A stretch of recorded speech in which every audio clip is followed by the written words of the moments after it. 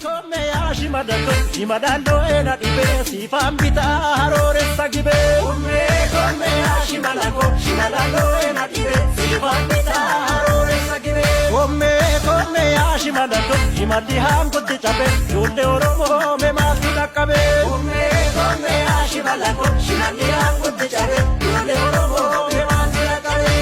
Yashimadako, Yashimadako, Akape Bigila, Yashimadako.